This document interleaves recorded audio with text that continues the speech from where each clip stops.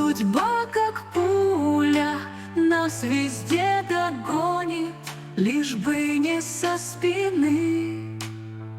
Ты спрячешь письма в сундучок с вещами, задвинешь под походную кровать и будешь имя повторять ночами, а утром воевать. А впрочем, на войне ни дня, ни ночи, и днем, и ночью ты грусти о ней. И